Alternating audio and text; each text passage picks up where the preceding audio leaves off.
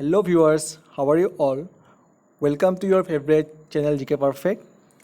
Ajir video to hol Assam TET preparation series tour EVS অৰ্থাৎ environmental science বা পৰিৱেশ বিজ্ঞান বিষয়টোৰ ওপৰত আৰু আজিৰ এইটো ভিডিও হল পৰিৱেশ বিজ্ঞানৰ প্ৰথমটো video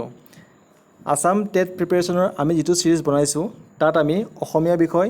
EVS Assam history Assam geography আৰু লগতে বহুতো ইম্পৰ্টেন্ট টপিক ইনক্লুড কৰিছো আৰু তোমালোকে যদি আমাৰ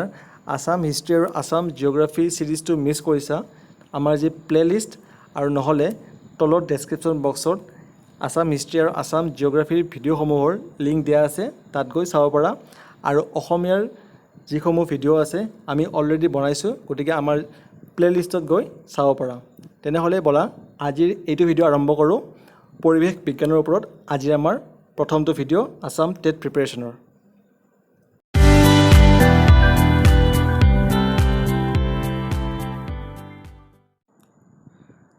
আজিৰ আমাৰ প্ৰথমটো কোৱেশ্চন হল আটাইতকৈ অপকাৰী অজৈব আৱৰ্জনা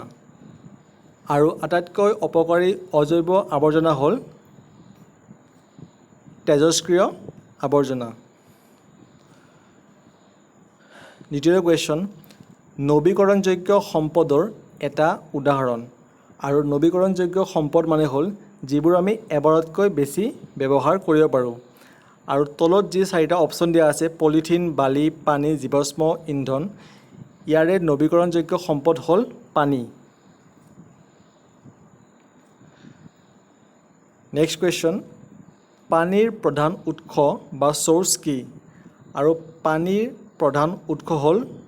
বৰষুণ নেক্সট তলৰ কোনবোৰ ব্যৱহাৰৰ ফলত প্ৰদূষণ নহয় আৰু ইয়াৰ কাৰেক্ট আনসাৰটো হ'ব সৌৰ শক্তি বা সোলাৰ পাৱাৰ নেক্সট কোৱেশ্চন বায়ুস্তৰৰ ওজন স্তৰ ধ্বংস হোৱাৰ কাৰণ আৰু আমাৰ ওজন লেয়াৰ ধ্বংস হোৱাৰ কাৰণটো হ'ল ক্লোৰো ফ্লোৰো কাৰ্বন আৰু ইয়াক যে আমি সাইন্টিফিকলি কওঁ CFC চিহ্ন সাংকেতিক চিহ্ন ইয়াৰ ক্লোৰো ফ্লোৰো কাৰ্বন হ'ল বায়ুস্তৰৰ ওজন স্তৰ ধ্বংস হোৱাৰ কাৰণ কোৱেশ্চন নম্বৰ 6 বায়ুমণ্ডলত থকা প্ৰলম্বিত ধূলিকণাৰ পৰিমাণ জুখিবলৈ ব্যৱহৃত এবিধ সঁজুলি আৰু বায়ুমণ্ডলৰ প্ৰলম্বিত ধূলিকণাৰ পৰিমাণ জোখা সঁজুলি কোৱা হয় কনিমিটাৰ নেক্সট কুইক সিলভাৰ আৰু কুইক সিলভাৰ হল পাৰা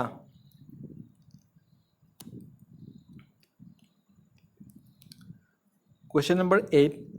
তেজস্ক্ৰিয় বিকিৰণ ধৰা পেলাবলৈ আৰু জুখিবলৈ ব্যৱহাৰ হোৱা এবিধ সঁজুলি আৰু তেজস্ক্ৰিয় বিকিৰণ ধৰা পেলোৱা আৰু জুখিবলৈ ব্যৱহাৰ হোৱা সঁজুলিবিধ হল গাইগাৰ মুলাৰ গণক কোৱেশ্চন নম্বৰ 9 পৃথিৱীৰ বৃহত্তম ব্যাং হল